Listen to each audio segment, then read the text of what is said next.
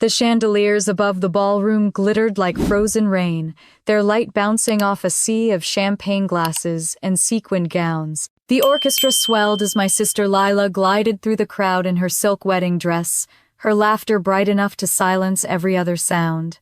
200 guests turned toward the stage when my father took the microphone, his voice thick with pride and champagne. "We're so proud of our only daughter," he said, and the room erupted in applause. For a second, I thought I'd misheard him. But when my mother clasped his arm and nodded, smiling toward Lila, I felt the words pierce straight through my chest. I stood frozen among strangers, holding a half-empty flute, the bubbles going flat in my trembling hand. My mother's gaze swept over me once, quick and careful, before she turned away. I could hear the laughter, the cheers, the clinking of glasses, all muffled as though I were underwater. I wanted to vanish before the tears reached my throat. So I set the glass down, walked out of the ballroom, and left the applause behind me. No one followed. No one called my name. That was the moment I knew I had ceased to exist in my own family. Outside, the night air was colder than I expected, sharp with sea salt from the Maine coast. The resort stood on a bluff above the Atlantic, the kind of postcard place people booked a year in advance for destination weddings. I walked down the long stone path toward the beach heels, sinking into the gravel, every step echoing inside me. The fireworks hadn't started yet, but I could already hear the crowd counting down to midnight inside the hall. Through the ballroom windows, the lights blurred into golden orbs. My sister twirled under the chandeliers, her veil glinting like a halo. My mother raised her glass high, her perfect hostess smile intact. For a family built on appearances, it was the perfect picture. Perfect except for the missing daughter outside in the dark. I kicked off my shoes when I reached the sand, the cold biting into my toes. The tide was low waves folding gently over themselves like they were whispering secrets. I wrapped my arms around my body, trying to breathe, but the weight in my chest only grew heavier. I thought about the years I'd driven back and forth from Boston every holiday, the gifts I'd bought, the flowers I'd sent, the endless effort to belong. I thought about how many times my mother had called me too serious, too practical, not like Lila who brings light into a room. Maybe they had finally decided that practicality wasn't the kind of daughter worth keeping. When I turned back toward the resort, the fireworks began, explosions of gold and white lighting up the sky above the cliff. Cheers rose from the crowd, the sound carrying across the water like celebration and mockery all at once. I whispered Happy New Year to no one and started walking toward the parking lot, my bare feet leaving uneven prints behind me. In the car, I sat for a long time before starting the engine. My phone kept buzzing, texts from coworkers wishing me a Happy New Year, a few from friends in Boston asking how the wedding was going. I couldn't bring myself to answer any of them. Instead, I stared at my reflection in the rearview mirror. Mascara streaked down my cheeks, hair falling loose from its bun. I didn't look like a sister or a daughter. I looked like a guest who had stayed too long at someone else's celebration. When I finally turned the key, the radio came on with a burst of static, then a soft piano melody. I drove down the coastal road, the beams of my headlights slicing through the mist.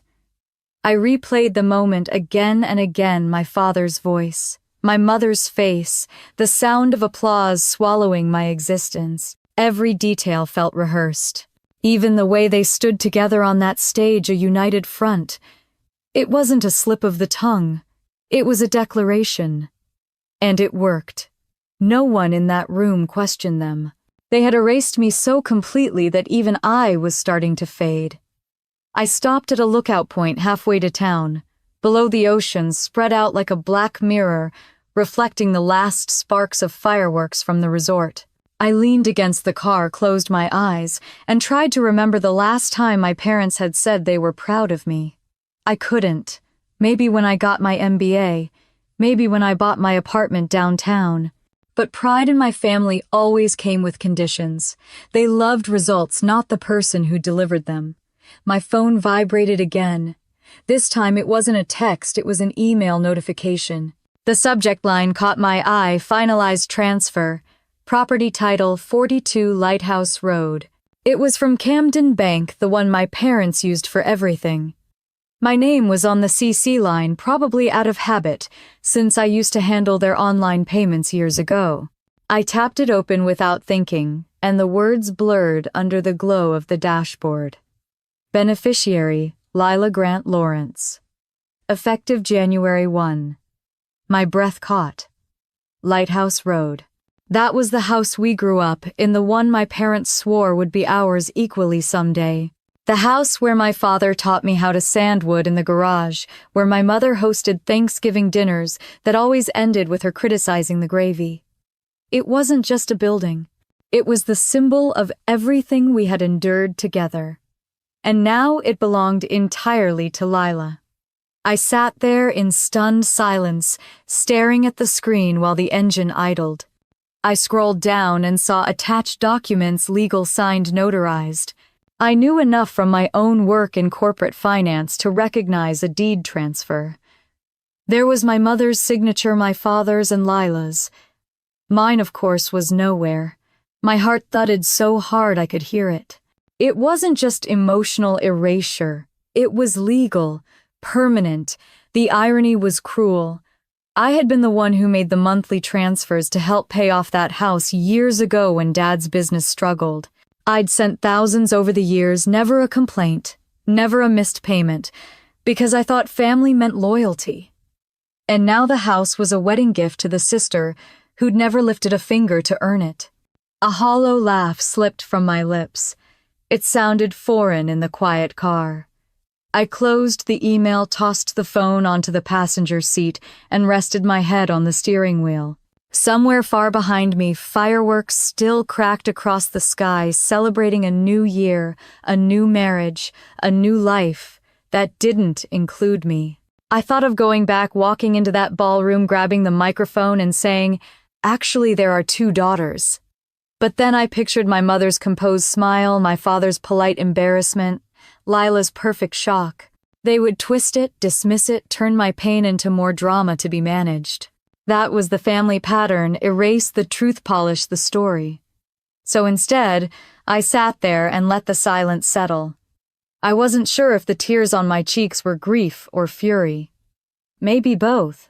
But beneath the heartbreak, something steadier began to take root, a clarity I hadn't felt in years. If they could erase me once, they'd do it again. Unless I did something first. I started the car, headlights flaring against the fog.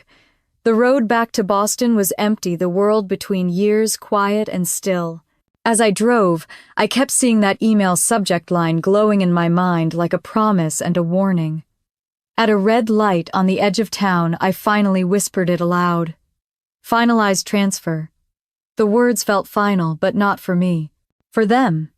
They had no idea what they'd just set in motion. That night, as I pulled into my apartment garage, the clock on the dashboard clicked over to 1203. New Year's Day. I shut off the engine and sat in the dark, the smell of salt still clinging to my hair and dress.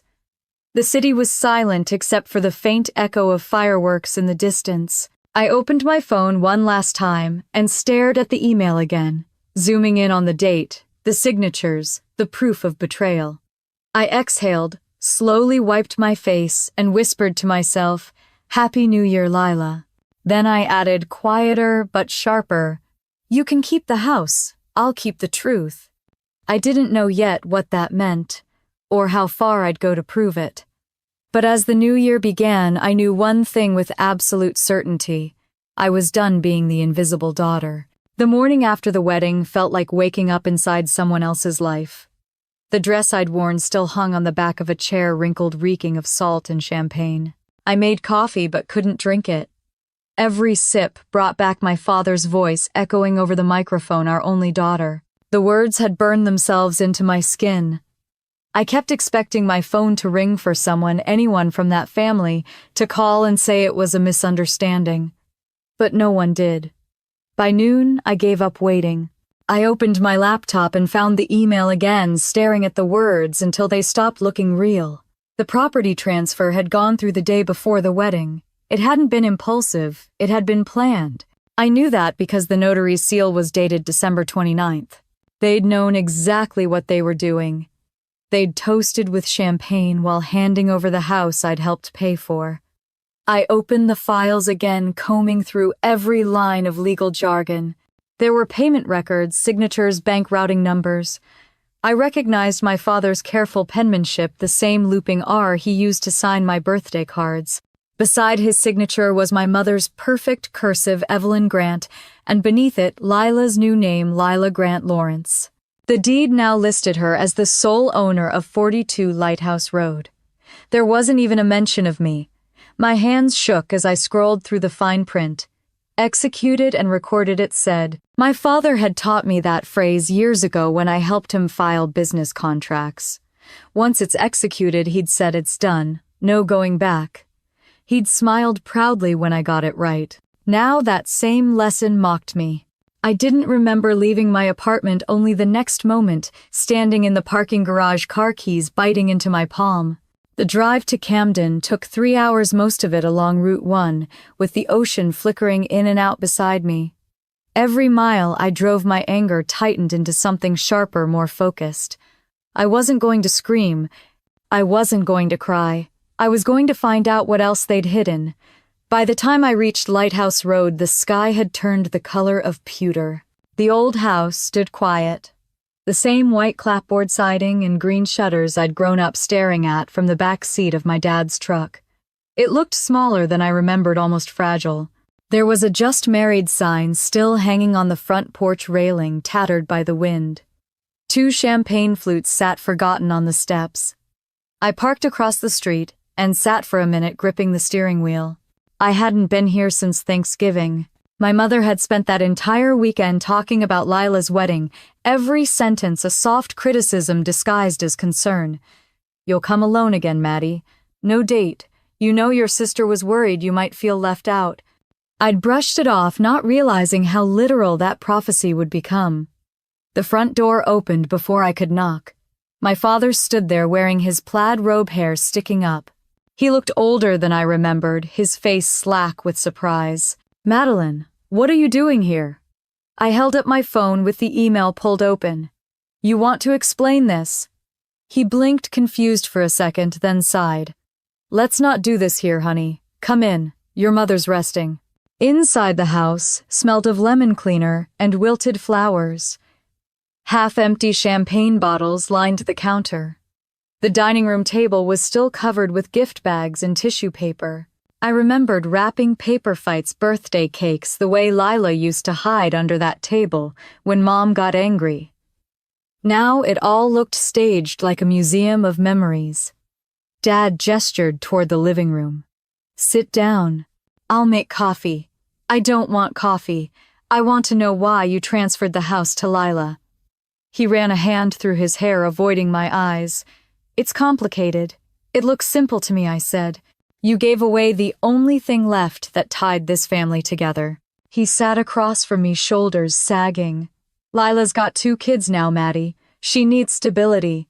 You're fine on your own. You've always been fine. Fine, I repeated, laughing, once a hollow sound.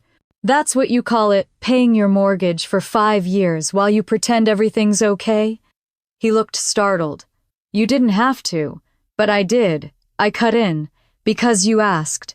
Because you said family helps family. His silence was answer enough. I heard footsteps on the stairs. Then my mother's voice, calm and polished as ever. What's all this noise? She appeared in the doorway, still immaculate in her silk robe, hair brushed, lipstick fresh. Madeline, she said, as though I were a surprise visitor, not her daughter confronting betrayal. You should have called first. I figured you might hang up, she sighed. You're upset, I understand. But really, darling, this isn't as dramatic as you think. Not dramatic. My voice rose. You announced at a wedding that you had 1 daughter and then legally erased me from the house I helped pay for. What word would you use? Her eyes hardened. We didn't erase you. You're doing well. You have your career, your independence. Lila needed a home, and I didn't. You don't have children. You don't have responsibilities. That was the line that broke me. You think I don't have responsibilities? I've been your safety net for 8 years, Dad stood suddenly. Enough. We're not turning this into a shouting match. I looked between them, two people who had once been my compass, now strangers wearing familiar faces. You didn't even tell me. You didn't give me a chance to understand or object or, God forbid, agree. Mom's expression softened slightly, though I could tell it was calculated. Madeline, honey, we just wanted peace. Families change. We did what we thought was best. For whom, I asked, quietly. For the family, or for your reputation? The question hung in the air. My mother's lips pressed into a thin line. My father turned toward the window. For a moment the only sound was the ticking of the old mantel clock. Then Mom said softly, "You're too emotional about these things. Always have been." I almost laughed again. "No, Mom, I'm just done pretending." She frowned. "Pretending what? That this is a family." I grabbed my bag and walked to the door. My father said my name once, but I didn't look back. Outside the air was colder, sharper. I didn't know where I was going, only that I couldn't breathe inside that house another second. I ended up at the old workshop behind the garage, the place where Dad used to build furniture for extra money. The lights were off, but the faint smell of sawdust still lingered. On the workbench sat one of his unfinished projects, a chair missing its seat. I ran my fingers along the frame, tracing the familiar grooves. A half-empty jar of nails sat nearby, a reminder of every Saturday we spent here, when I was 10 learning how to hold a hammer without hitting my thumb. I remembered him telling me, if you want something to last, you have to build it strong, even if no one sees the work inside. I wondered if he ever realized how much that advice applied to me. When I came back around the front, a silver SUV was pulling into the driveway. Lila stepped out, still glowing with the aftertaste of her wedding. Her dress had been replaced by a cream sweater, her hair tied up, diamond ring catching the light. "Maddie," she said, surprised. "What are you doing here?" I crossed my arms. "Visiting what used to be my home." Her smile faltered. "Oh, you heard." I read. She shifted uncomfortably. "Mom said you might take it the wrong way." "There's a right way to steal from your sister Maddie, please. It's not like that. They wanted to make sure the kids had a stable place. You're always so busy, you don't even live here." Her words hit the same nerve my mother had pressed earlier. Independence used as justification for erasure. I stared at her, this woman who shared my face, my history, but not my guilt. "You could have told me." She looked down. "I didn't know how. You say that a lot when it's convenient." Her eyes filled with tears. "I didn't ask for this." I nodded. "No, but you didn't refuse it either." She turned away, and for a second I almost softened. But then I remembered the email, the signatures, the laughter echoing as they toasted their only daughter. Compassion and anger twisted together inside me until they were indistinguishable. I walked back to my car, the gravel crunching beneath my heels. Lila called after me, voice trembling, "Maddie, wait, I didn't." When I reached the end of the driveway, I looked back one last time. The house glowed warm behind me, golden in the afternoon light. Beautiful hollow borrowed. As I slid behind the wheel, my phone buzzed. A message from an unknown number, "We need to talk. I have information about your parents' financial transfers." DS. My heart skipped. I didn't recognize the initials, but something about the tone was deliberate, careful. For the first time since the wedding, I smiled, not because I was happy, but because the silence was finally cracking. I typed back one word. When the reply came almost instantly, "Tomorrow morning. I'll bring proof." I leaned back against the seat, eyes on the house at the top of the hill. Maybe the fireworks hadn't ended after all, they were just moving underground. The next morning, the fog over Boston clung low to the river like a secret refusing to lift. I sat in a coffee shop near South Station, hands wrapped around a mug that had long gone cold. The message from the night before still glowed on my phone screen, "I'll bring proof." The initials DS had become an obsession overnight. I'd barely slept, running through every possibility: someone from the bank, a lawyer, maybe even a friend of my parents. Whoever it was, they knew something I didn't. and that was enough to keep me there watching the door like I was waiting for a ghost. At 9:03, the door chimed. A man in his late 30s stepped inside, tall, wearing a dark coat, and the kind of tired confidence that comes from long hours in courtrooms. He scanned the room, saw me, and walked over.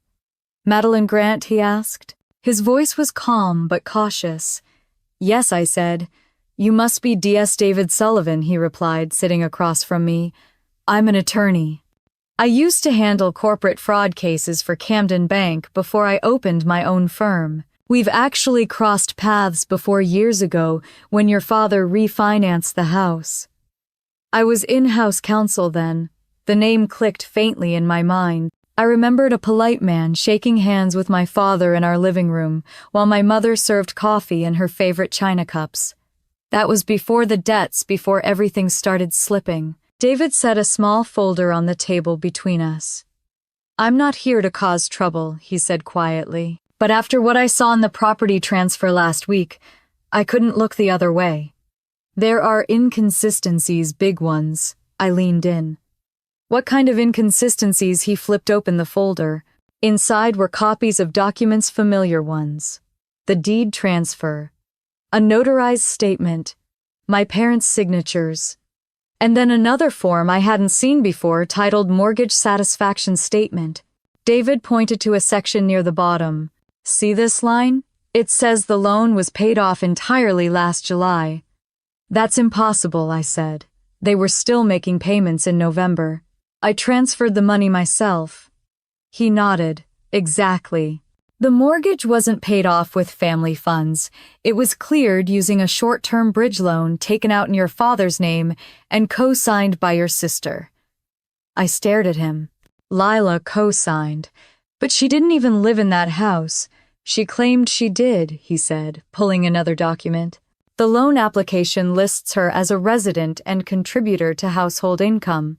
She listed her new husband's company as a financial guarantor."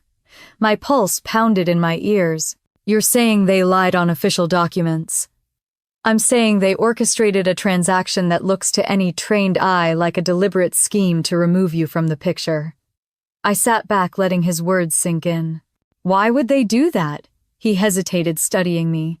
"You've been the financial safety net for that family for years, haven't you?" I didn't answer, but my silence told him everything. "I saw the transfers," he continued. "Automatic payments from your account, utilities, mortgage, emergency fund. You weren't just helping them, you were funding them. Without your support, they would have defaulted years ago."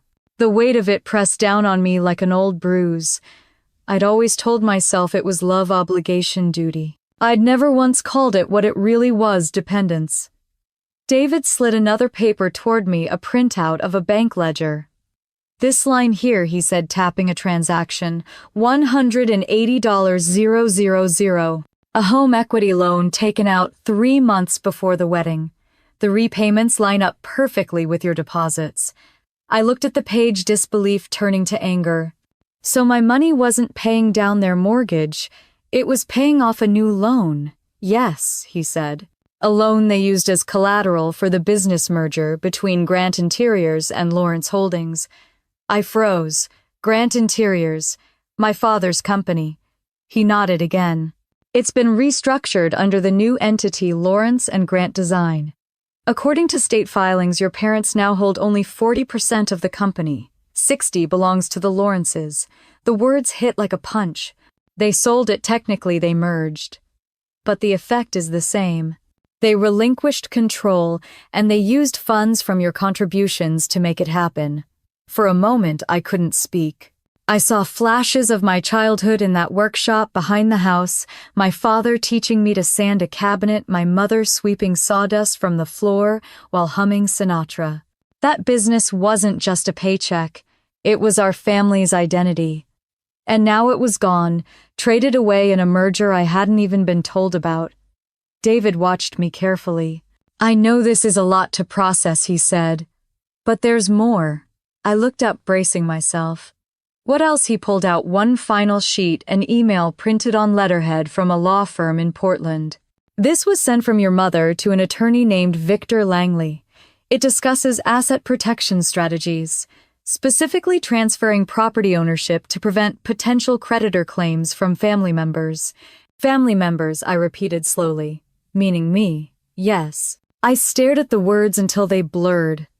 Potential creditor claims. I'd always thought my mother's obsession with image was just vanity, but this wasn't vanity, it was strategy. David closed the folder gently. I can't tell you what to do, Miss Grant. But if you want to protect yourself, you need to act fast. Once these transfers are finalized through the corporate registry, undoing them becomes almost impossible. I exhaled shakily. What would that look like? I can file a preliminary injunction to freeze any assets tied to your name or your money. You'll need documentation of every transfer you've made to your parents' accounts, every loan, every payment. Do you have records? Yes, I said automatically. 8 years' worth. He smiled faintly, though there was no amusement in it. Good. That's the first time I've seen being overly organized work in someone's favor. A small, unsteady laugh escaped me. I always thought it was just another way of keeping control. Sometimes control is survival, he said quietly. We sat in silence for a moment, the noise of the cafe fading behind us. I thought about my parents sitting in that big house, the same one I'd kept afloat for years, celebrating a wedding that doubled as a business transaction. I thought about Lila signing documents she probably didn't even read, smiling for photos while the ink dried on my exclusion. What happens if I do nothing? I asked. He looked at me carefully. They'll move on without you. The company, the property, the family estate, it'll all pass to your sister's name. And you'll still be the one who paid for it. The sentence landed like truth I already knew but had refused to name. I nodded slowly. File it. He studied my face. You're sure? I'm sure, I said. If they wanted to make me invisible, they're about to regret how well I learned to watch. David nodded once, stood, and extended his hand. Then we'll start today. I'll send you the paperwork. When he left, I sat there a long time staring at the folder. The fog outside had lifted slightly, sunlight filtering through the glass. People walked by laughing, carrying takeout cups, their lives untouched by betrayal. I envied their ignorance. By the time I got back to my apartment, the numbness had hardened into resolve. I opened my laptop, pulled up my banking app, and began scrolling through years of transfers. $2, $200 a month to my parents. $1, $800 to Lila. Occasionally more for emergencies. I created a spreadsheet labeling every payment. When I reached the total, my stomach twisted. $352,000. I closed the computer and looked around my apartment, the framed photos, the clean countertops, the quiet order of a life I'd built alone. For the first time, it all looked sterile. I'd spent years trying to earn my family's approval, but all I'd bought was distance. That night, as I sat on the balcony with a glass of wine, I replayed my father's voice in my head. We're so proud of our only daughter. The words no longer stung the same way. They sounded like a confession, a slip of the mask. I stared out over the city lights and whispered to myself, let them be proud. Then I opened my phone, found David's number, and texted, send me everything you have on Grant Interiors. Tomorrow I'm going to Camden. The reply came a minute later. Understood. Brace yourself, Madeline. What you'll find might change everything. I smiled into the dark. Good, I said aloud. That's the point. Camden was gray when I arrived, the kind of gray that seeps into your bones. The harbor sat still, boats tethered to the docks like they'd given up on movement. I parked outside Grant Interiors, the place that had once been my father's pride, and stared at the new sign bolted over the door, Lawrence and Grant Home Design. The paint was fresh, the letters shiny, as if someone wanted the world to forget what used to be there. I sat in the car for a full minute before stepping out, breathing in the familiar scent of cedar and sea air. For a second, I thought about turning around, pretending none of this mattered. But I wasn't built for pretending anymore. Inside, the bell above the door jingled. The showroom smelled like lemon polish and varnish. The walls gleamed with catalog-perfect furniture, sleek tables, glass fixtures, modern lighting that looked nothing like the pieces Dad used to make. A young woman behind the counter looked up from her computer, startled. "Hi there. Can I help you?" I smiled faintly. "Maybe. I used to work here." "Oh, you must be Mrs. Lawrence's sister," she said brightly. She was in earlier checking on the new shipment. The words hit like a slap. I nodded slowly. "That's right," I said, my voice tight. "I'm the other daughter." Her smile faltered, confusion flickering across her face. "Would you like to speak to Mr. Grant? He's in the back office." I followed her past the display tables to my father's old office. The door was half open, and I could hear the clack of a keyboard. The smell of coffee and wood polish made my chest ache with memories Saturday mornings, spent here sanding wood, counting nails, watching Dad sketch designs on yellow notepads. I knocked once and stepped inside. He looked up from the computer screen, startled, then tried to compose himself. "Madeline," he said slowly, "what are you doing here?" "Getting answers." He sighed, rubbing the bridge of his nose. "I suppose David Sullivan's been in touch. So you know him." "Everyone in Camden knows David," he said. "He likes to dig into people's business." "He's a lawyer," I said evenly. "That's literally his job." Dad stood and walked to the window, hands in his pockets. "You shouldn't have gotten him involved. This is family business." "Family business," I laughed softly. "That's rich, considering half this company now belongs to the Lawrences." His shoulders stiffened. "It's a partnership. It saved us. It sold us," I corrected. "And you used my money to do it." He turned, then face red. "Don't start with that tone, Madeline. You chose to help. No one forced you." "Right," I said quietly. "I just kept paying and paying because you let me believe it mattered." He ran a hand through his graying hair, suddenly looking older than I'd ever seen him. "You think I wanted this? I built this business from nothing. But after the layoffs, after the debts, you weren't here. You didn't see how desperate things got." "I sent money," I said. "Every month. And that kept us afloat," he said bitterly. "But it wasn't enough to rebuild. Adam offered to invest, and your mother thought it was time to bring in new energy." "New energy," I repeated, tasting the words like ash. "You mean new owners?" He turned away again, staring out the window toward the street. "You wouldn't understand. Try me." The office door opened behind us. My mother stood there, crisp and composed in a navy blazer, as if she'd been waiting for this moment. "I told you this would happen," she said to my father, before looking at me. "You never could leave well enough alone." I met her gaze without blinking. "I'm not here for peace, Mom. I'm here for the truth." Her smile didn't reach her eyes. "You've always made everything sound so dramatic. Nothing's changed, Maddie. The business still carries our name. Your father still works here. Lila's helping modernize it. We're moving forward." "You moved forward without me," I said. "You forged signatures. You transferred property. You hid loans." Her face hardened. "Watch your tone." "You erased me," I said, my voice rising despite myself. "At the wedding, in the house, in this company. Don't tell me it's just business." Dad muttered something under his breath, but Mom stepped closer. "We did what was necessary to protect what's left of this family." "Protect it from what, me?" "From failure," she snapped. "From your father's mistakes. From your endless criticism." I laughed softly. "Criticism. That's what you call accountability. Now," she crossed her arms, "you think you know everything because you have a degree and a job in the city. But families don't survive on pride, Madeline. They survive on sacrifice. I sacrificed 8 years of paychecks for you," I said. "You didn't survive. You just sold the pieces of your conscience." Her mouth opened, then closed. For once, she didn't have a rehearsed answer. Behind us, the office door creaked again. Lila's voice floated in hesitant.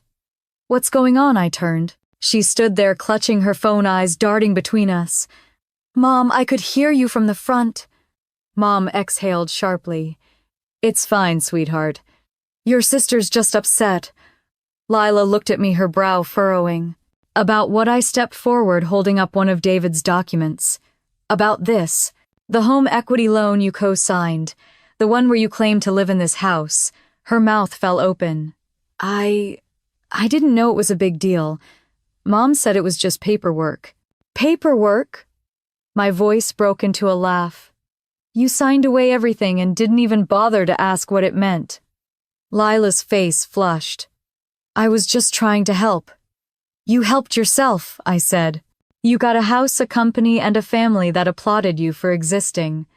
What did I get? Her lips trembled. Don't make me the villain, Maddie. Then stop acting like one, I said quietly. The silence after that was sharp. My father sat heavily at his desk, staring at his hands. My mother looked like she might speak, then thought better of it. Finally, she said, her voice cold, You always did have a talent for twisting things. You want to play the victim now, fine. But don't expect sympathy when this all falls apart. I looked at her. Truly looked at the woman who had spent her whole life building the perfect image, polishing every corner of her world until it gleamed with denial. It already fell apart, I said softly. You just haven't noticed yet. I turned and walked out. Outside, the air hit my face like a slap. I didn't realize I was shaking until I reached the car. My phone buzzed. It was David. I answered without thinking. How bad was it? He asked. Worse, I said. They're not even denying it. He was quiet for a beat. Then we moved forward. I found something else. Meet me tonight. What is it? A name, he said. Victor Langley, the attorney who notarized the deed. He's not exactly clean. I watched the sign above the building shimmer in the weak afternoon light. Lawrence and Grant. The words felt foreign, like graffiti sprayed over my childhood. Where do we meet? I asked. The diner off Route 1, he said. 8 o'clock. Fine, I said, then paused. David, yeah, make sure you bring proof. I'm done with stories. When I hung up, I looked one last time at the showroom window. Inside, Lila stood near the counter, her hands pressed against her chest, eyes wide and red. For a flicker of a second, I almost pitied her. Then I remembered the email, the house deed, the applause. I got in my car, started the engine, and pulled away. As I drove down the hill, the wind picked up, scattering a few dried leaves across the road. The ocean stretched out beyond the trees, gray and endless.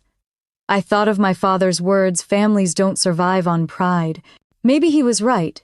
Maybe they survive on deceit instead. But I wasn't part of that survival anymore. By the time I reached the main road, my anger had cooled into something clearer, colder. For the first time, I wasn't just reacting, I was planning. They'd built their little empire on my silence. Now I was going to see what happened when silence stopped serving them. The diner off Route 1 was half empty when I got there. Neon light flickered against the rain-streaked windows, turning the puddles outside into ribbons of red and blue. David was already in a booth at the back, a folder open beside his coffee. He looked tired, like he hadn't slept, but there was a sharpness in his eyes that told me he'd found something worth losing sleep over. You came, he said when I slid into the booth. I said I would, I replied. What did you find? He pushed the folder toward me. Victor Langley, the notary who certified your parents' signatures. He's been under quiet investigation for falsifying documents in at least 3 other property transfers. Same handwriting, same forged signatures, same payout pattern. My heart thudded.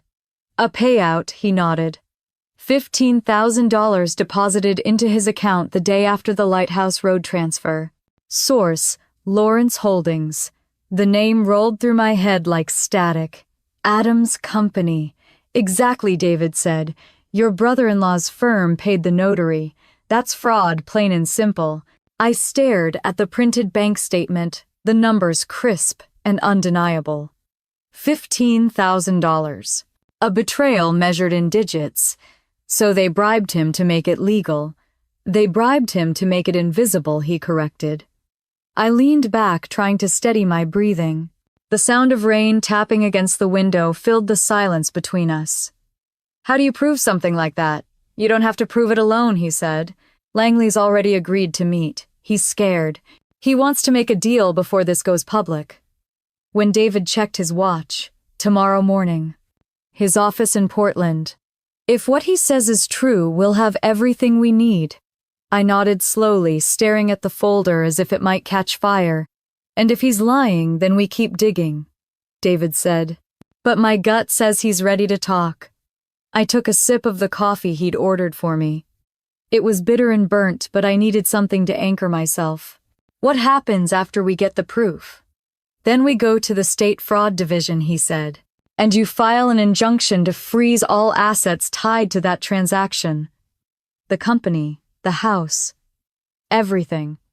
The idea felt unreal, too heavy and too simple at once. You make it sound like justice is a straight line. It never is, he said, but sometimes you can bend it enough to point the right way. The rain grew heavier, hammering against the glass. I glanced out at the dark road, the glow of taillights disappearing into the mist. They'll never see this coming, I whispered. They will, David said, and when they do, they'll try to paint you as ungrateful, as cold. They'll say you're destroying the family for money. They already erased me, I said. I'm just making it official. He didn't argue. He just looked at me with that steady lawyer's calm. Then let's make sure when you hit back you don't miss. I drove home through the storm, the wipers struggling against the sheets of rain. Every flash of lightning illuminated pieces of the past. I'd been trying to forget Mom at the kitchen table, balancing bills, Dad sanding wood in the garage, Lila laughing in the living room while I worked late in my old bedroom trying to pay for everything. I had told myself it was love. Maybe it was. But love wasn't supposed to feel like debt. When I got back to my apartment, the city was quiet, washed clean by the storm. I peeled off my coat and collapsed onto the couch, exhaustion settling deep into my bones. The folder David had given me sat on the coffee table closed, but pulsing with its own kind of energy. I stared at it until the numbers blurred together. 15,000, 180,000, 352,000. Betrayal was easy to quantify when you had the receipts. Around midnight, I opened my laptop. I wanted to see the faces of the people who had turned me into a stranger in my own family. On social media, Lila's wedding photos were everywhere, her glowing under fairy lights, Mom holding her hand, Dad smiling stiffly in the background. The caption read forever, grateful for family and new beginnings. I scrolled until I found the photo that made my stomach twist, a shot of the house on Lighthouse Road, the caption underneath our first home. A legacy continued. I slammed the laptop shut. Legacy. That word had been the cornerstone of every lecture my parents ever gave me. We built this for you girls, Dad used to say. It's your inheritance. I'd believed him. I'd believed all of it. The next morning I drove to Portland. Langley's office was in a narrow building near the waterfront, the kind of place you'd walk past without noticing.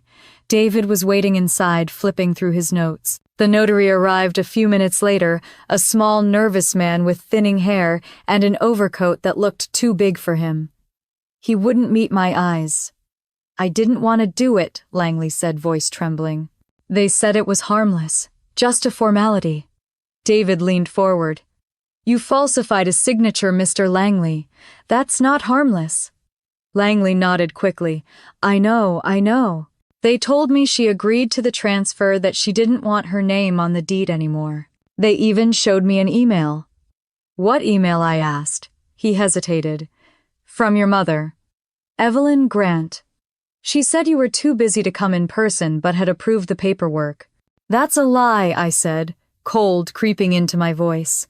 I figured that out later, Langley said, his voice cracking. But by then the money had been wired. 15,000. They called it a consulting fee. David took notes while Langley spoke, his pen scratching furiously against the pad. Do you still have copies of the correspondence? Yes, Langley said. Emails, payment receipts, even the delivery confirmation from the Lawrence's office. It's all on this drive.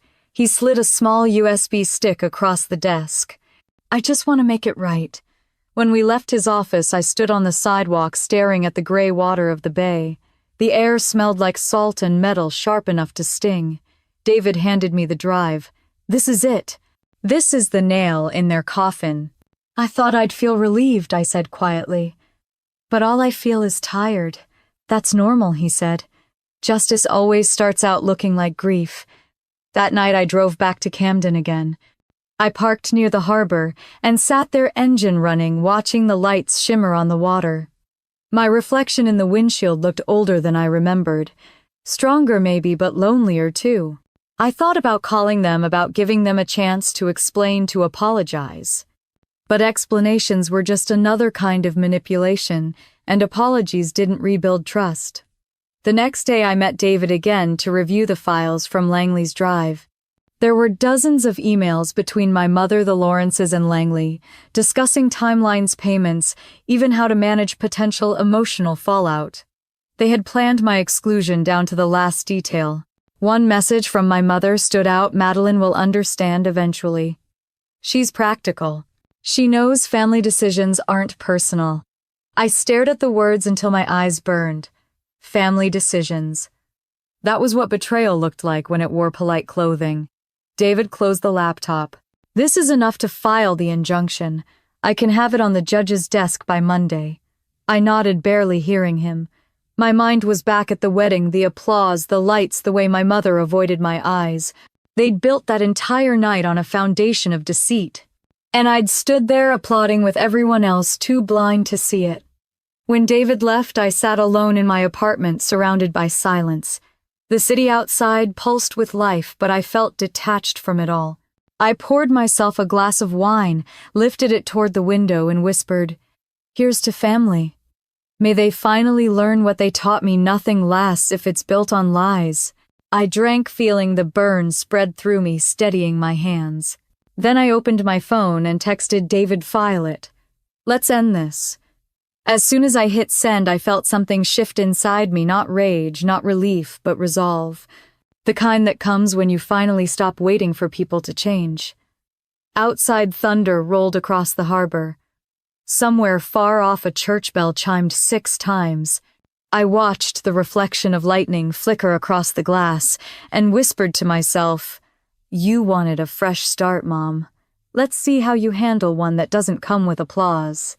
The next morning, Camden was washed clean by a cold drizzle that left the street smelling like salt and metal. I parked in front of Grant Interiors just after 9. From the outside, it looked polished and thriving, the windows dressed with velvet curtains, the display pieces positioned to catch the light.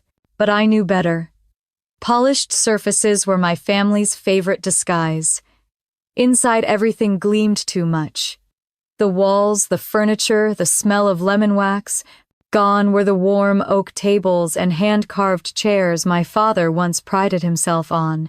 In their place were sterile pieces that screamed luxury but whispered nothing of craft. I walked past a display of marble coffee tables and into the back office, ignoring the nervous, "Can I help you?" from the girl at the front desk. Dad's office looked like it had been redecorated by someone who'd never known him. His collection of wood samples was gone, replaced by sleek metal frames and a shiny new desk. Family photos were missing too. The only picture left was of Lila and Adam, smiling in front of the newly renamed sign, Lawrence and Grant Home Design. The sight made my stomach twist. I opened a filing cabinet, my fingers trembling slightly. Inside were folders labeled with crisp new tabs, invoices, partnership agreements, payroll. I flipped through them until I found what I was looking for, the company's financial statements. Page after page told the same story. A massive cash injection, $180,000 from Harbor State Bank 3 months before the wedding. Payments from Lawrence Holdings logged as consulting services. Then, right below deposits labeled loan repayment. The handwriting on the old ledgers was my father's, but the new ones all typed. Clean, sterile, erased. I heard footsteps behind me and turned. A middle-aged woman in a cardigan stood at the door holding a cup of tea. Madeline. It took me a second to recognize her. Edith. She smiled faintly. "I was wondering when you'd come. I thought you might after everything." Edith Bowman had worked as my father's bookkeeper for nearly 20 years. She was like part of the wallpaper of my childhood, always in the background, humming softly as she balanced the books. She'd retired 2 years ago or so, I'd been told. "What are you doing here?" I asked. She shrugged. "Old habits die hard. I came by to drop off some of my old files, and then your mother called asking for my help reconciling the accounts. But when I saw what they'd done," her voice trailed off, "it didn't feel right." I gestured to the chair. "Sit. Tell me what you know." She closed the office door, lowering her voice. "The sale, what they're calling a merger, it wasn't exactly voluntary. The Lawrences offered to save the business after your father's debts caught up. Your mother said it was a chance to modernize. But the paperwork—" Edith shook her head. "It shifted ownership. 60% Lawrence, 40% Grant, which means I said they don't control the company anymore." She nodded. "Your father didn't seem to realize that at first. But when I asked about it, your mother told me not to worry. She said the family would stay protected as long as the Lawrences stayed happy." I could hear the bitterness in my own laugh.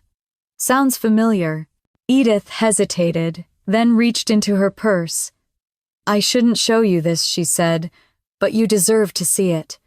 She slid an envelope across the desk.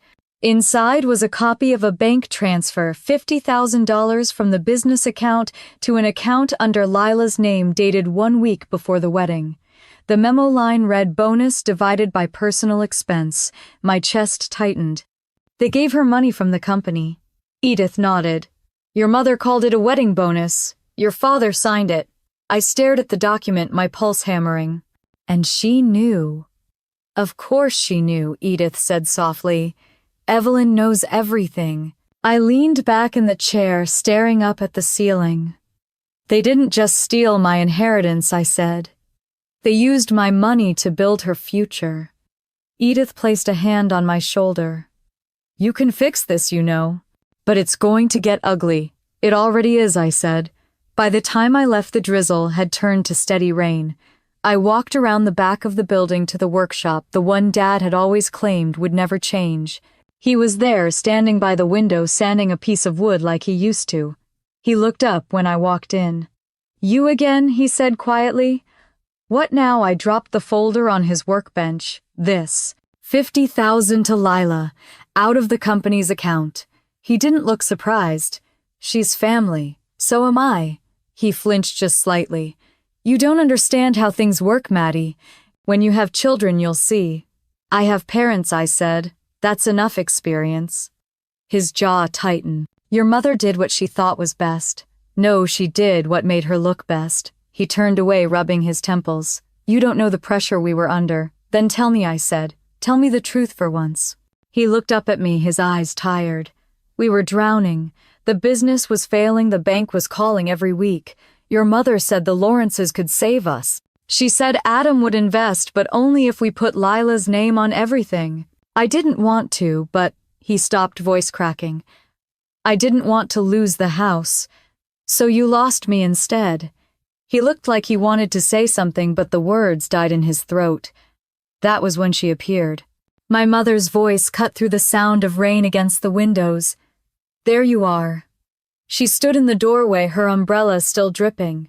Her tone was light, almost cheerful. "I see you've been visiting all our old haunts, Madeline. Digging up the past won't change anything." I turned toward her. "No, but it will expose everything you've buried." She tilted her head. "Always so dramatic. You think this is some kind of betrayal, families do what they must to survive." "You didn't save the family," I said. "You sold it." Her eyes flashed. "I protected your father's reputation. I kept this business from collapsing. You should be grateful." "Grateful," I said. "For being erased." She stepped closer, her perfume sharp and familiar. "You've always been so ungrateful. You have your independence, your job, your fancy apartment. What more do you need?" "The truth," she laughed softly. "The truth is overrated." Before I could respond, my phone buzzed. It was David. I stepped aside and answered. "Madeline," he said, his voice low, "I just got the corporate filings from the state. They forged your signature on the merger contract. It's official, you were listed as a consenting shareholder." My stomach dropped. They forged my signature, yes.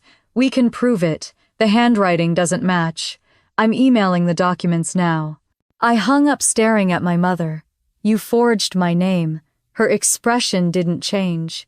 You're exaggerating. You used my identity to make this legal, I said. You committed fraud. She smoothed her hair. Big words, darling. You sound just like that lawyer of yours. My voice shook. You're going to lose everything. She smiled a thin, cold smile that made my skin crawl. Then at least we'll lose it beautifully. I walked past her without another word. Outside, the rain had turned to sheets, soaking through my coat in seconds. I didn't care. My hands were trembling so badly I could barely hold my car keys. When I reached the driver's seat, another message from David flashed across the screen. We have enough to file. Call me tonight. I looked back through the windshield. My mother stood under her umbrella watching me drive away, her face calm, unflinching. For a moment, I saw the woman who used to tuck me in at night, who'd kissed my forehead and promised family always protects its own.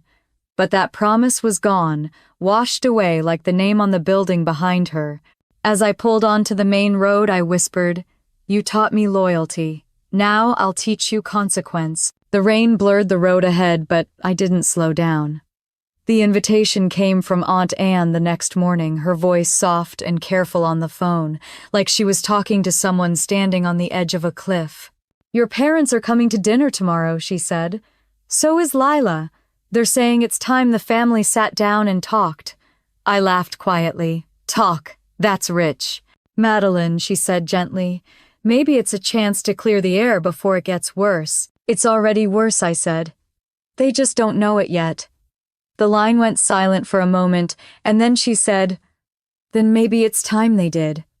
I hung up and stared out my apartment window. The city below looked small, distant, like a snow globe someone had shaken too hard.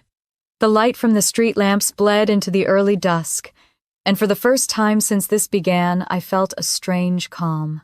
Tomorrow there would be no more pretending. By Saturday evening, I was on the road to Camden again, a folder of documents on the passenger seat. The air smelled of pine and salt, the sky bruised with rain clouds that hadn't quite decided whether to break. Aunt Anne's house sat at the end of a narrow lane overlooking the lake. It was always where family gatherings happened, the neutral ground when everyone else was too angry to host. When I walked in, the smell of roasted chicken and rosemary filled the house. The fire crackled softly, and the table was already set for 8. My parents sat on one side, dressed like they were attending a country club dinner rather than an ambush of their own making. Lila and Adam sat next to them, whispering. Aunt Anne hovered near the kitchen doorway, worry etched into every line of her face.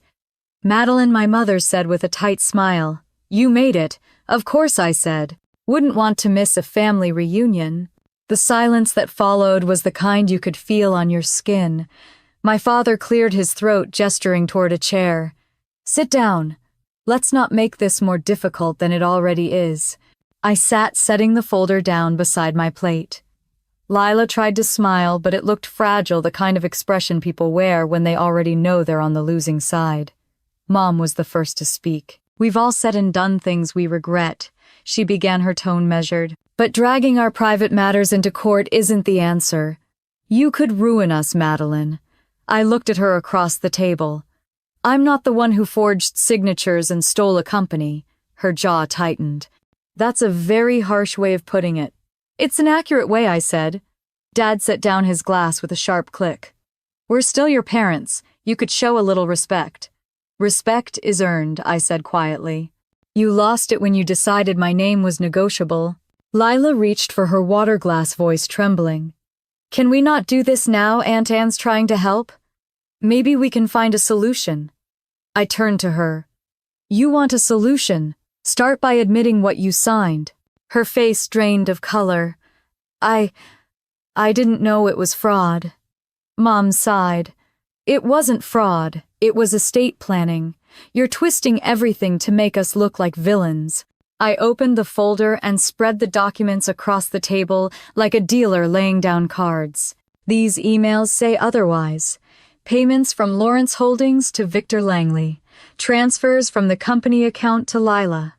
Handwritten notes from Dad about the merger timeline. You didn't plan for the family, you planned for yourselves. Dad's face flushed red. Where did you get those? Does it matter, I said. The point is I have them, and soon so will the court. For a moment no one spoke. The only sound was the ticking of the clock and the slow crackle of the fire. Then Mom laughed, a brittle, humorless sound. You think you've won something by airing our dirty laundry? You'll destroy us all.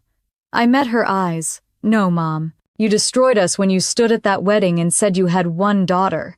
Her smile faltered, the mask slipping. That was a mistake. You're blowing it out of proportion. It was the truth, I said. For you, at least. Aunt Anne stepped forward, her voice steady. Enough. This isn't helping anyone. Evelyn, you need to listen to her. Mom glared at her sister. Stay out of this, Anne. No, Aunt Anne said firmly. I won't. I watched you take from that girl for years. I watched her keep this family afloat while you smiled like nothing was wrong. You don't get to rewrite the story now. Dad's hands trembled slightly as he reached for his glass again. We didn't mean to hurt her. But you did, Aunt Anne said. And now you need to own it. Lila started crying softly, her voice barely above a whisper. I didn't want any of this. I thought it would bring us closer. I looked at her, feeling something close to pity. You can't build closeness on lies, Lila. It collapses eventually. Adam shifted uncomfortably beside her but said nothing. His silence told me everything I needed to know. He was here for damage control, not redemption. Mom stood abruptly. This is absurd. You all sound like children. Madeline, you can't sue your own family. I stood too. I can when they commit fraud. Her eyes flashed with something between fear and fury. Do you have any idea what this will do to your father's health? To our reputation. I don't care about your reputation, I said. You cared about it enough for all of us. Dad's voice broke through the tension, low and weary. It wasn't supposed to go this way. I thought the house would make things easier.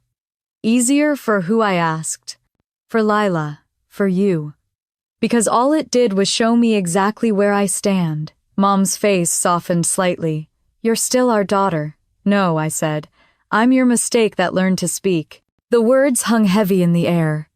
Aunt Anne covered her mouth, eyes glistening. Lila looked down, shaking her head, tears slipping silently onto the tablecloth. Dad pushed back his chair and stood, his voice cracking. We just wanted to keep the family together. I met his gaze. You can't keep something together by pretending it's not broken. For a long moment no one moved. The storm outside finally broke, rain hammering against the windows. Mom stood there staring at the papers on the table, her hand trembling slightly. This will ruin us, she whispered. I gathered the documents and slid them back into the folder. No, Mom, I said quietly. It'll save me. I turned toward the door, but before I could leave, Aunt Anne caught my arm. Her voice was low, steady. That took courage, she said. I nodded, my throat tight. It shouldn't have had to. When I stepped outside, the rain hit my face like ice, but it felt clean, freeing. Behind me, the argument began again, my mother's voice sharp, my father's softer, broken. Lila's crying filled the spaces between their words. I walked down the path to my car, lightning flashing across the lake. My phone buzzed with a message from David. The media got wind of the case. Expect calls tomorrow. I typed back, let them talk. The truth deserves an audience. As I started the engine, I glanced once more at the house. Through the window, I could see Aunt Anne standing over my mother, her face pale but resolute. They built their empire on silence, I whispered. Now it's time the silence burns. I pulled away from the house, the rain blurring the road ahead, but I didn't slow down. The story broke 2 days later. My phone started vibrating before sunrise, lighting up with notifications from numbers I didn't recognize. By the time I opened my email, the subject lines told me everything. Local designer faces family fraud allegations. Grant family business. Under investigation. Sisters lawsuit sparks feud in prominent Camden family. The world I'd grown up in, the careful, curated image of respectability my parents had built, was cracking in public. And somehow that made it worse for them than losing money ever could. When I got to work, even my assistant couldn't meet my eyes. "You're trending on Reddit," she said softly. "Someone leaked the court filings." I didn't need to ask who. There were only a handful of people who had access, and none of them were strangers to manipulation. David called within minutes. "Don't respond to anyone," he said. "No interviews, no statements. Let the documents speak for themselves." "They already are," I said. "And everyone's listening." He hesitated. "You're not safe in Camden right now. The Lawrences are panicking and your family's trying to control the narrative. Stay in Boston until we get the injunction approved." But I couldn't. Because the longer they spun their version of the story, the easier it became for people to believe it. That afternoon, I drove to Camden. The town felt smaller, tighter, like everyone was whispering behind windows. As I passed the coffee shop near the harbor, I saw Mrs. Keene, my mother's old friend, watching me from inside. When our eyes met, she looked away, pretending to be fascinated by her pastry. Outside Grant Interiors, a small crowd had gathered. The new sign gleamed in the sunlight, but the reporters out front made it look like a crime scene.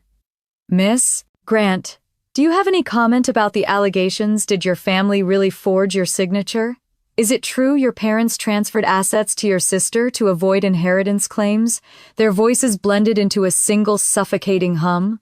Cameras flashed. I kept walking. Inside the showroom was eerily quiet. The front desk was empty, the lights dimmed. Then I saw her, my mother, standing by the display window, her reflection fractured in the glass. "You shouldn't have come," she said without turning. "I had to," I said. "You've been talking to the press." Her shoulders stiffened. "Someone has to tell the truth." I laughed softly. "You mean your version of it?" She turned then, eyes sharp. "Do you have any idea what you've done to this family? People are calling from the country club, from the church. Your father can't even show his face at Home Depot without whispers. Lila's children are being teased at school." "They shouldn't have built their lives on lies," I said. "Lies," she echoed. "You've humiliated us, Madeline." "Over what money? It was never about money," I said. "It was about respect, about honesty." "Honesty doesn't pay the bills," she snapped. "Do you think any of this was easy for us? We were drowning, and I was saving you," I interrupted. "Every check I wrote, every overtime shift I took, it was for this family. And you turned me into a ghost at my own sister's wedding." Her expression faltered for the first time. "We made a mistake." "No," I said. "You made a choice." Behind her, the door opened. My father stepped in, his face pale, his eyes rimmed with exhaustion. "Enough," he said quietly. "We can't keep fighting like this." Mom's voice wavered. "She's destroying us, Robert." He looked at me. "Maybe we did that ourselves." For a moment I saw something human in him again. Regret, maybe. But it didn't last. He straightened his shoulders. "You need to drop the case, Madeline.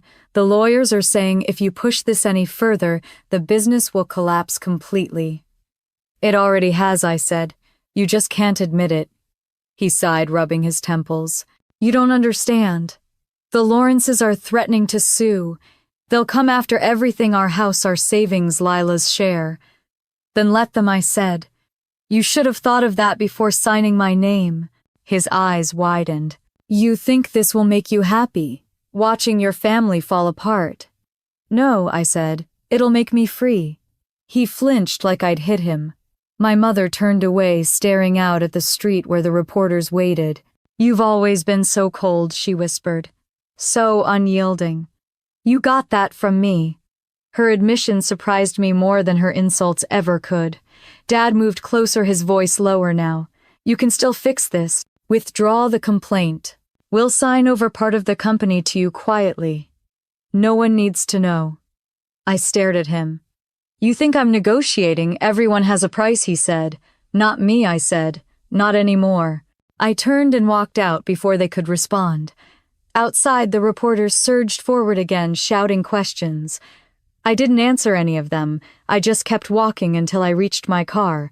By the time I got back to Boston, the news cycle had already moved to phase 2 expert opinions, op-eds about family greed talk show hosts, debating whether I was justified. My inbox was full of strangers, some sympathetic, others calling me ungrateful.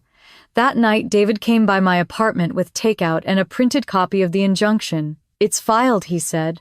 "The assets are frozen until the court hearing next month." I took the papers, my hands shaking slightly. "So it's official." "Official enough to make them sweat," he said. I set the document down on the table and stared at it. "You ever get tired of being right?" He smiled faintly. "Only when it hurts this much to be." We ate in silence for a while, the city lights flickering through the window. "You know they'll call," he said eventually. "Begging, threatening, maybe both." "I won't answer." "You say that now," he said. "But guilt is a tricky thing." I looked at him.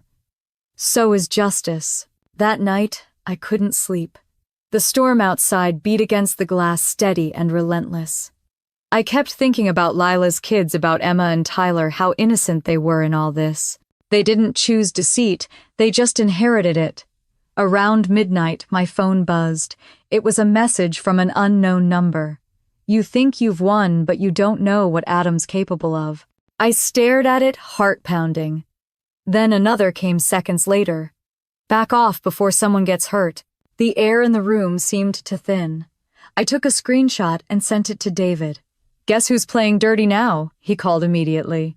"Stay inside," he said. "Lock your doors. I'll call the police in Camden." I hung up and double-checked every window, every latch. My pulse refused to settle. When the apartment finally went quiet again, I sank onto the couch, the document folder still on the table in front of me. Through the glass, lightning flashed over the skyline. I whispered to myself, "You can't scare me anymore." But deep down, I wasn't sure if I believed it. The next morning, I found an envelope wedged under my apartment door. No return address. Inside was a photo of me taken outside the courthouse 2 days ago, printed on cheap paper. On the back in block letters, it read, "Drop the case." I sat on the floor holding it with trembling fingers. They were getting desperate. And desperate people made dangerous mistakes. By the time David arrived with the police report, I had already decided what came next. "We're not backing down," I said. "If they want a war, they're about to find out who they underestimated." He nodded. Then we hit back harder. I looked at the rain streaking down the window, my reflection faint against the gray. My mother had once said families survive on sacrifice. Maybe she was right. Maybe the sacrifice was me. But not anymore. This time, it would be their turn to bleed for what they built. The police officer who came to take my statement looked barely old enough to shave. He flipped through his notepad like this was just another petty harassment case, not a threat that had my entire family unraveling. "You said you received a photograph under your door," he asked, his pen scratching slowly across the paper. "Yes," I said, setting the envelope on the table between us. "And 2 text messages before that. Anonymous number." The tone wasn't subtle. He glanced at the photo, frowning. "Anyone come to mind who might want to intimidate you?" I almost laughed. "How much time do you have?" He smiled politely, not catching the sarcasm. "We'll run the number. Most of the time these things come from burners, nothing traceable. But we'll do our best." His best didn't sound reassuring. After he left, David stood by the window, arms crossed, staring down at the rainy street. "This is escalation," he said quietly. "Which means someone's scared." "Adam," I said without hesitation. "He's the only one with that kind of arrogance. My parents wouldn't send threats, they manipulate, not intimidate." David nodded. "Then he just made his first mistake. People like him get reckless when they lose control." I sank onto the couch, exhaustion pressing down like gravity. "What now?"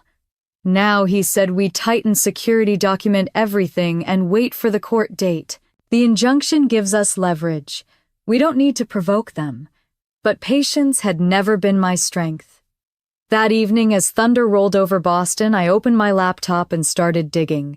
Lawrence Holdings was a fortress of shell companies and real estate ventures, but there was one division that caught my eye, LH Construction. It had been losing money for 2 consecutive years, hemorrhaging cash into consulting fees and acquisition costs, the same language that had appeared in my family's bank records. It wasn't hard to see the pattern. Adam had used my parents' company as collateral to cover his failing projects. When the merger happened, he didn't just gain control of Grant Interiors. He gained access to my money. At midnight, I sent David an email with the subject line, "He's laundering funds through the merger." He called within minutes. "Are you sure almost?" "The accounts line up too perfectly to be coincidence. He's hiding debt under the name of the new company," David exhaled. "If that's true, this case just went from family dispute to corporate fraud." I rubbed my temples. "And if it's not, then we make damn sure it becomes one," he said. The next morning, the news got worse. Aunt Anne called, her voice trembling. "Madeline, your father collapsed last night. They took him to street." "Luke's." I went still. He's stable," she said quickly. "But it's bad. You should come." I didn't want to. Some part of me hated that I still cared that the same man who had looked me in the eye and told me to drop my case could still pull me home with one phone call. But there was no choice. When I walked into the hospital room, the beeping machines filled the silence that words couldn't. My father looked small against the white sheets, oxygen tubes looping around his face. Mom sat beside him, her makeup smudged, her eyes hollow. Lila was pacing near the window, clutching a phone she wasn't really using. When she saw me, she froze. "You came." "I did," I said quietly. "How is he?" Mom's voice was brittle. "A minor heart attack. The doctors said stress was a factor." Her gaze cut into me sharp as glass. "Don't," I said. "Don't you dare blame this on me." Lila turned, her voice trembling. "He's scared, Maddie. He thinks you're trying to destroy us." "I'm trying to stop the lies," I said. "If that destroys what's left, that's on him." Mom stood suddenly, her voice rising. "You've turned this family into a spectacle. Reporters outside the house, our names and headlines. Do you have any idea what you've done to us?" I stared at her, something inside me going still. "Everything you did was hidden behind closed doors for years." "I didn't ruin the family, Mom. I just turned on the light." She flinched but said nothing. Dad stirred slightly, opening his eyes. "Madeline," he whispered, his voice weak. "You came." I stepped closer, my anger softening just a little. "Yeah, I came." He reached for my hand. His grip was fragile, trembling. "Your mother, she was just trying to protect us." I swallowed hard. "From what accountability? She's strong," he murmured, fading again. "Stronger than you think." I wanted to say something, anything, but the words caught in my throat. A nurse came in and ushered us out gently, saying he needed rest. Outside the room, Lila caught my arm. "Maddie, please. Maybe this is a sign. Maybe it's time to stop." I looked at her, seeing the same pleading I'd seen since we were kids when she wanted me to clean up her messes. "I stopped once," I said. "And look what it cost me." I walked away before she could answer. That night I stayed at a small motel near the harbor. The walls were thin, the air heavy, with the smell of rain and cheap detergent. I couldn't sleep, so I opened my laptop again. The bank records David had sent glowed on the screen. Transfers between Lawrence Holdings and offshore accounts, numbers that didn't add up. Then in one column, a notation caught my eye: LH, divided by Grant Equipment Liquidation Fund. A series of payments made out to a name I didn't recognize: Daniel Strauss. I called David immediately. "Who's Daniel Strauss?" He sounded half asleep. "Why, he's on the books. Large transfers, hundreds of thousands through the merger accounts." David was silent for a moment. Then he said, "Madeline, that's Adam's CFO. He was fired last week." No explanation. Where is he now? I don't know. But if he's smart, he's sitting on evidence. I closed my laptop slowly. Then we find him. The next day, David used his contacts to track Strauss down. He was living in a rented condo on the outskirts of Portland, and after a few calls he agreed to meet. He wants immunity, David said. He says what he knows could burn everyone. When we arrived, Strauss looked like a man who hadn't slept in weeks. His hands shook as he poured coffee into mismatched mugs. "You're the sister," he said. "The one they cut out." "That's me," I said. "What do you know about the merger?" He laughed bitterly. "Everything. Adam's been using your family's business to wash construction losses for years. The merger was his way to bury it all. Your parents went along because they thought it was a rescue. But he used your money every cent to cover his debts. That's why the Lawrence accounts were always flush. They weren't earning, they were stealing." David leaned forward. "Do you have proof?" Strauss nodded and slid a flash drive across the table. Emails, bank transfers, invoices, all of it. Adam even forged state documents to move funds offshore. My heart hammered in my chest. "Why are you helping us?" He gave a hollow smile. "Because I'm tired of cleaning up his messes, and because I know how he reacts when cornered. You're going to need protection." When we left, David locked the drive in his briefcase. "This is the smoking gun," he said. "If even half of what's on here checks out, the Lawrences are done." As we stepped outside, the wind howled across the empty parking lot, carrying the smell of rain and ocean salt. For a long moment, neither of us spoke. Then I said, "He's not going to go down quietly." David nodded.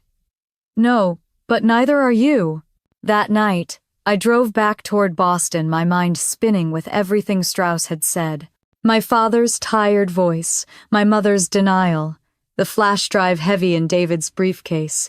It all blended into one relentless thought. They had built their empire on my silence, and now I was going to dismantle it piece by piece. As I crossed the city line, my phone buzzed with a new message. No number. Just one sentence. "You should have stayed gone, Madeline." I stared at it for a long moment before whispering, "You should have known better than to make me come back." The morning after meeting Strauss, I woke up to the sound of my phone vibrating non-stop. My email inbox was flooding with notifications from news outlets and bloggers. Someone had leaked the investigation summary David filed late last night, names, amounts, everything. Lawrence Holdings, Grant Interiors, and my family were all over the headlines now. The top story read, "Camden designer family accused of financial conspiracy, daughter blows whistle on $2 million fraud scheme." Underneath was a photo of me leaving the courthouse, mid-step, raincoat clinging to my frame. I looked like someone who'd already burned down her world and wasn't sure what came next. David called before I even had a chance to finish the article. "It wasn't me," he said before I could speak. "But the leak might help us. Public pressure means the state investigators will move faster. Or it'll make Adam desperate," I said, staring at the screen. "And desperate men are dangerous."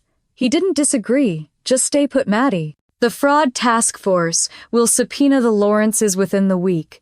We're close now. Close." The word didn't feel like comfort, it felt like a warning. By noon, there were reporters outside my apartment building again. I turned off my phone, packed a small bag, and drove north toward the coast. I didn't tell David where I was going, but I knew I needed space to think away from headlines and court filings, and the smell of betrayal that clung to everything in my life lately. I ended up at my father's cabin near Boothbay Harbor. It had been our refuge, once a weathered little place surrounded by pines overlooking the gray Atlantic. He used to bring me here after long weeks at the shop, teaching me how to sand wood and read the tides. Back then, life felt simple, honest. Now even the sea looked guilty. I unlocked the door and stepped inside. Dust floated in the air like old memories. The air smelled faintly of salt and cedar. Everything was just as he'd left it, the same checkered blanket over the couch, the same cracked coffee mug on the counter. I was still standing there when I heard the crunch of tires on gravel outside. My body went cold. I hadn't told anyone I was coming. Then the door opened and Lila stepped in. For a moment, neither of us spoke. She looked pale, her hair pulled back, eyes red from crying. "I figured you'd come here," she said softly. "You always run to the ocean when you need to think." I kept my voice steady. "You shouldn't be here." I had to talk to you. About what damage control. Her chin trembled. About Dad. My stomach tightened. What about him? She hesitated. He knows. About Strauss, the flash drive, all of it. Adam told him last night. How does Adam even? I stopped. Of course. He's monitoring everything. Go on. Dad's terrified, she said. Mom's in denial. Adam's furious. He says if you don't drop the case, he'll drag you down with him. I laughed, sharp and humorless. That's his best strategy. Threaten the person who has nothing left to lose. Maddie, please, she said. This isn't just business anymore. Adam's not stable. He's been drinking, calling lawyers, talking about moving money offshore before the injunction hits. Good, I said. Let him dig his own grave faster. She took a step closer. He said something else. Something about Dad's old accounts, how your money wasn't the only thing he used. He said there's more at stake than you realize. My pulse quickened. What does that mean? She shook her head. I don't know. But Dad looked terrified when he said it. I turned toward the window, watching waves crash against the rocks below. He's hiding something. Maybe that's why he collapsed. Lila's voice softened. You don't have to keep fighting, Maddie. You've already proven your point. I looked back at her, and for the first time in a long while, I saw not my rival or my mother's favorite, but my sister, the girl who used to sneak into my bed during storms and whisper secrets under the covers. It's not about proving anything, I said quietly. It's about ending it. Tears filled her eyes. You're becoming just like them. Maybe, I said, but at least I'll sleep at night. She turned away, shaking her head. Adam won't stop. Please be careful. She left a few minutes later, the sound of her car fading into the distance. I stayed by the window long after watching the tide drag debris across the shore. There was a storm brewing, literal and otherwise. At dusk, I lit a fire and poured myself a glass of whiskey from the old bottle Dad kept under the sink. The first sip burned all the way down, grounding me. I took out my phone, scrolling through messages I hadn't read. Among them was one from David, timestamped an hour earlier. Call me as soon as possible. Urgent. When I called, his voice was tense. We've got a problem. Strauss is missing. I sat up straight. What do you mean missing? His condo was broken into this afternoon. Laptops gone, flash drives gone. Neighbors said they saw a black SUV around noon. No plates. My heart pounded. The files, did you back them up? I did, he said. But they'll assume I didn't. Which means, you're next on their list. I looked at the dark window, my reflection flickering in the firelight. Let them come, I said. I'm done hiding. David swore under his breath. You don't get it. These aren't people who lose gracefully. I'll send someone to stay with you tonight. I'll be fine. Madeline, he said, voice sharp now. Lock your doors. Promise me. I promise, I said. But when I hung up, I didn't move. Hours passed. The fire dimmed, the wind howled against the cabin. Then, somewhere outside, I heard a car door slam. Every muscle in my body went still. I turned off the lamp, heart hammering. Through the thin curtains, I saw headlights flash once, then go dark. Footsteps crunched on gravel. I grabbed the fire poker, moving silently toward the window. The front porch creaked. Whoever it was, they weren't rushing. They were confident. A shadow passed the glass. Then 3 slow knocks echoed through the door. Who is it? I called, my voice steadier than I felt. No answer. Another knock, harder this time. I inched closer to the peephole. The porch light flickered, casting a half-lit view of a man's outline. He wasn't Adam. He wasn't my father. He was someone I didn't recognize, tall, wearing a hooded jacket. Go away, I said. The man leaned closer to the door. His voice was low, almost polite. Miss Grant, I have a message. From who? From someone who thinks you've made a very dangerous mistake. My throat tightened. Tell him I'm not done making them, he chuckled softly. Suit yourself. Then the footsteps receded. A car engine started. Headlights swept across the trees before vanishing down the road. I stayed frozen for several minutes, the fire poker still in my hand, before finally locking every window and door in the cabin. My hands were shaking as I reached for my phone. David answered on the first ring. "What happened?" "Someone was here," I whispered. "They knew my name." "Get out of there," he said. "Right now." "I can't. It's late, and the roads are flooded." He cursed under his breath. "I'm sending a patrol car. Stay inside. Don't open that door for anyone." I ended the call and sank onto the couch, staring at the flames as they slowly died down. Outside, the storm hit full-force wind howling through the trees. Somewhere deep inside, fear twisted into resolve. They thought they could scare me into silence. They thought I'd back down the way my parents always did. But they'd underestimated me. The next morning, the police found fresh tire tracks near the cabin, leading toward the old highway. No fingerprints, no plates, no trace of who had come. But I didn't need proof anymore. The warning had told me everything I needed to know. The Lawrences were desperate, and desperate meant sloppy. I stared at the ocean beyond the pines, waves breaking violently against the rocks, and whispered, "You wanted a war, Adam. Now you've got one." By the time I drove back to Boston, the city felt like a different world. The morning sky was brittle blue, and the air had that raw chill that always came before spring. I hadn't slept. My head was pounding, my thoughts still looping around the knock on the cabin door and the man's voice saying I'd made a dangerous mistake. David met me at his office before I even called. He looked like he'd aged 10 years overnight. "You scared the hell out of me," he said as soon as I walked in. "Do you have any idea how bad this could have gone?" "I'm still standing," I said. "That's not the point." He rubbed his temples. "I filed a motion this morning to put the case under federal jurisdiction. Once the feds are involved, you'll have protection. But you need to lay low." "Laying low isn't exactly my specialty," I said, dropping my coat on the chair. Clearly, he handed me a coffee and a folder. "You need to see this." The Financial Task Force traced a series of offshore transfers tied to the merger. The final recipient, a Cayman Islands account under Adam Lawrence's name. I felt a dark satisfaction settle in my chest. "So it's confirmed. Money laundering." "Yeah," David said grimly. "And your parents' signatures are on 3 of the authorizations." I exhaled, staring at the papers. They really signed everything he put in front of them. They trusted him, David said. Or maybe they were too scared to lose him. I shook my head.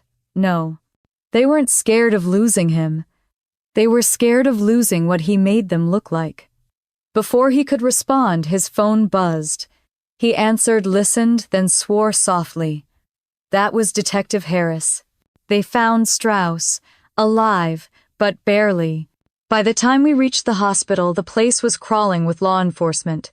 Strauss had been found unconscious in his car outside a rest stop north of Portland. Carbon monoxide poisoning, the report said. They were calling it an attempted suicide, but David's face told me he didn't buy it. In the ICU, Strauss looked ghostly, pale tubes running from his arms. When he opened his eyes and saw me, his expression shifted from confusion to dread. Don't talk, David said gently. You're safe now. Strauss's voice was barely a whisper. They knew about the flash drive, about the emails. David leaned in. Who? Strauss swallowed hard. Adam. And your father, he told him where to find me. My chest tightened. My father Strauss's eyes flickered toward me. He said he just wanted to fix it. Said Adam would make it right. I didn't know they'd try to kill me. The monitor beside him beeped faster. A nurse stepped in, motioning for us to leave. Out in the hallway, David's expression was grim. If Strauss is telling the truth, this isn't just fraud anymore. It's criminal conspiracy and attempted murder. I felt numb. My father wouldn't, but I stopped myself.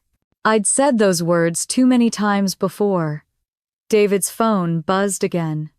Another call, another piece of bad news. The Lawrences are cleaning house. Their offices are being emptied as we speak. If they move the assets out of state, we'll lose jurisdiction. I didn't even think. Then we stop them. Madeline, that's not your job. Let law enforcement handle this. I've trusted other people to handle it my whole life, I said. Look where that got me. That night I drove to Camden again. The streets were quiet, washed in moonlight. I parked outside Grant Interiors and watched the lights flicker in the showroom windows. My mother's car was there, so was Adam's.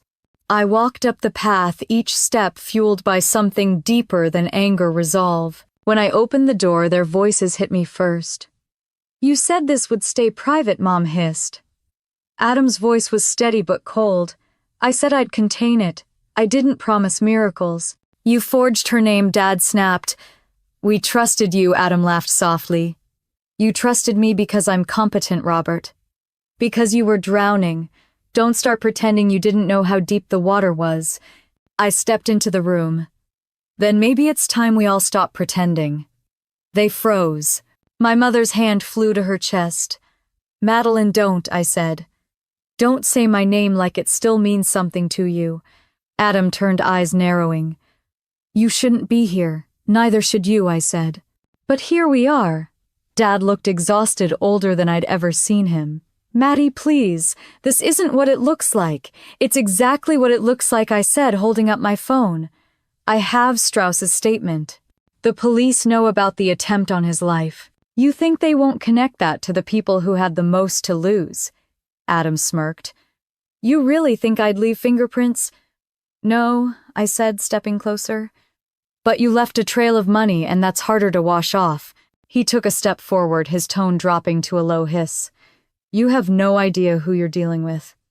"Actually," I said, "I finally do." Before he could respond, red and blue lights flashed outside the window. The sirens cut through the night, sharp and final. David had followed me, and he'd brought backup. Police stormed in within seconds, the air filling with orders and the sound of shuffling feet. Adam raised his hands, laughing like this was some elaborate misunderstanding. My mother started crying. My father just sat down, his shoulders, slumped eyes hollow. Detective Harris read out the charges: fraud, forgery, conspiracy, attempted manslaughter. I watched Adam's smirk fade when they said no bail. As they led him away, he glanced back at me. "You think this ends with me?" he said, his voice low enough that only I could hear. "Your family was never innocent." When the door shut behind him, the room went eerily quiet. Mom reached for me, but I stepped back. "Don't," I said again. Her voice broke. "I didn't know what he was doing. I just wanted to protect your father." "You protected your image," I said softly, "and you lost everything else." Dad looked up at me then, tears glinting under the harsh fluorescent light. "I'm sorry, Maddie. I really am. I wanted to believe him. I wanted to forgive him.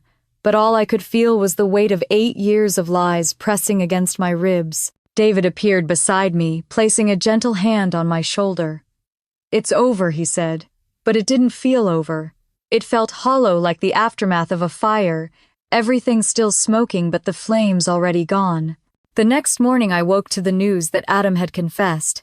Not everything, not the full scope of the laundering, but enough to implicate my parents and save himself from a lifetime sentence. The Lawrence's empire collapsed overnight.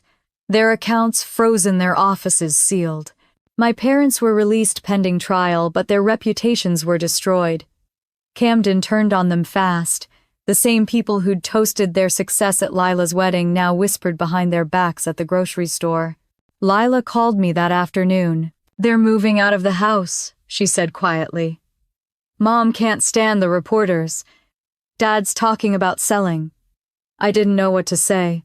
I just nodded, even though she couldn't see me. "Was it worth it?" she asked, after a long pause. I looked out the window, the Boston skyline stretching beyond the Charles River. "Ask me when I can breathe again," I said. When I hung up, I realized something strange. For the first time in years, my phone was silent. No missed calls, no frantic messages, no one asking for money. Just silence. It didn't feel like victory. It felt like freedom, and it was heavier than I'd imagined. That evening, David came by with takeout again. "They're calling you a whistleblower now," he said, handing me the bag. "Some are even saying hero." I smiled faintly. "You think I look like a hero?" he shrugged. "I think you look like someone who survived." We ate quietly, watching the city lights flicker against the windows. When he left, I stood on my balcony for a long time, the cold wind biting at my skin. Down below, Boston moved on Cars Lights' laughter. The world didn't stop just because mine had burned down. For the first time, I was okay with that. A year later, spring returned to Boston like an apology, soft light through open windows, the smell of lilacs from the park below, and the kind of quiet that doesn't demand explanation. I woke before sunrise most mornings. Now, not because of anxiety, but because peace had become a habit. The world felt different when it wasn't built around fixing other people's messes. I stood on my balcony with a mug of coffee watching the city wake up. The news had finally stopped mentioning my name months ago. The trial had ended with guilty pleas from Adam and a negotiated settlement from my parents. They avoided prison but lost almost everything: business, house, reputation. Grant Interiors was liquidated. The proceeds went toward repaying defrauded investors. The house on Lighthouse Road was auctioned off to strangers who probably thought it was just another charming coastal home. I hadn't seen my parents since the sentencing. The last image I had of them was in the courthouse hallway, Mom gripping her purse like a shield, Dad staring at the floor, both pretending they weren't the kind of people who'd end up there. Lila had stood between them, crying quietly, but she didn't call after. Not for months. Then 3 weeks ago she did. It was late at night. She said the kids were doing better, that Emma had joined the science club at school, and Tyler was finally sleeping through the night again. She told me Mom and Dad were living in a small rental near Augusta, keeping to themselves. You should visit, she'd said softly. Dad's not well. He keeps asking if you'll ever forgive him.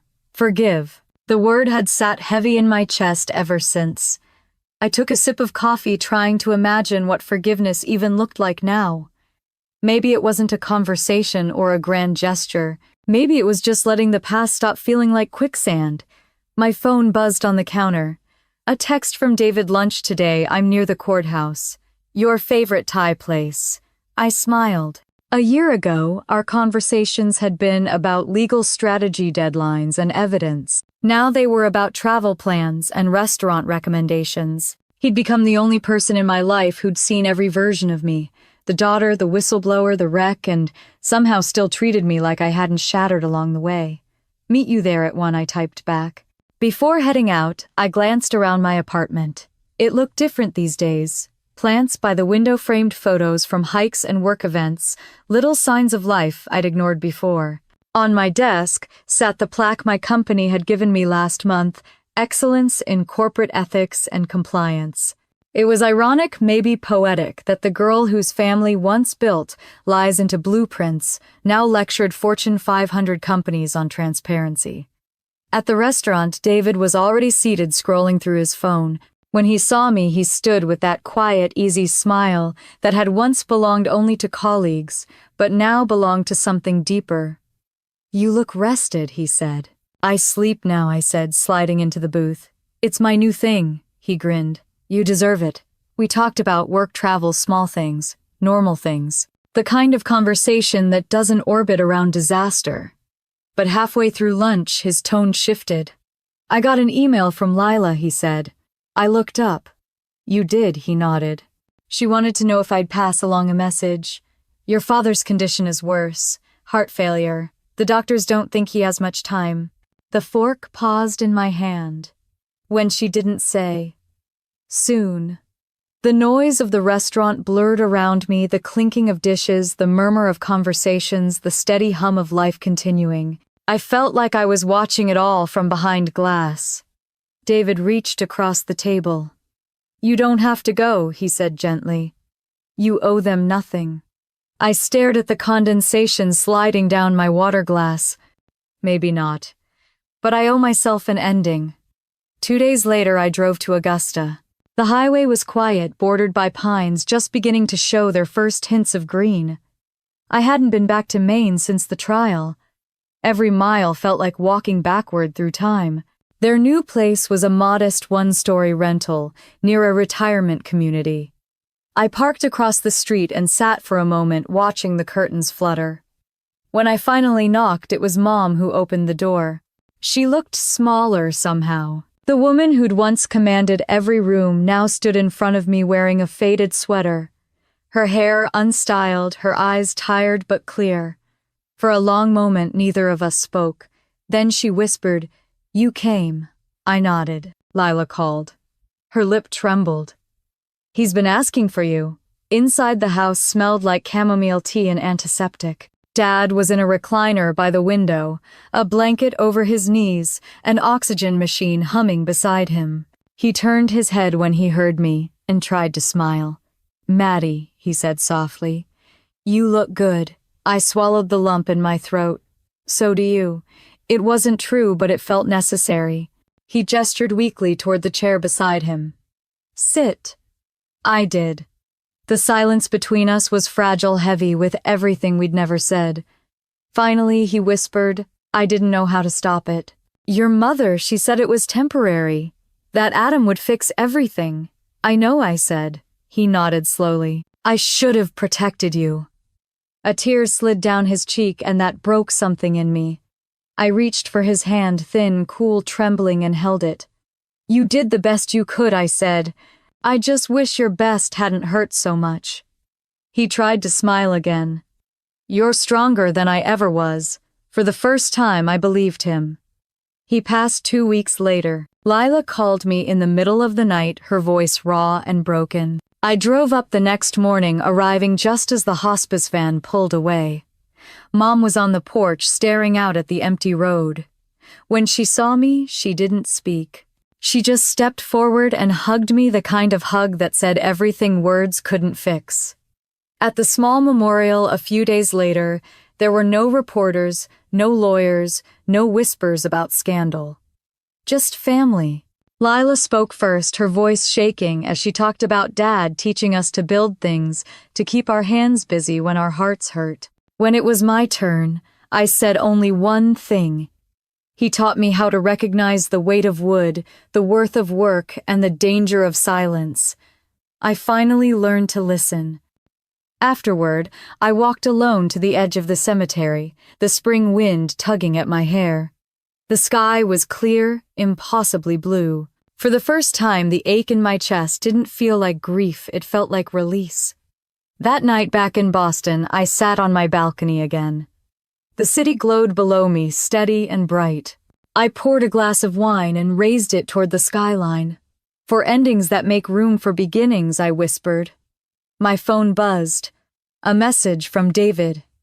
"You okay?" "Yeah," I typed back. "Finally." He replied, "Dinner tomorrow. No work talk. Just us." I smiled. "It's a deal." The air smelled like rain and something hopeful. Somewhere down the street, someone was playing a saxophone, the notes drifting up into the night. For once, I didn't think about the past or the numbers or the names I'd lost. I thought about the life I was still building, the one that belonged entirely to me. And as the city lights flickered against the glass, I whispered the truth I'd taken too long to learn. Family doesn't always mean forgiveness, but freedom. Freedom means finally forgiving yourself. If you've ever been the one who held everything together until it broke, tell me your story in the comments. Maybe you'll remind someone that walking away isn't weakness. It's how you make space for your own strength. And if you believe that second chances start with choosing yourself, hit like, subscribe, and stay. There are more stories to tell about what happens after the storm.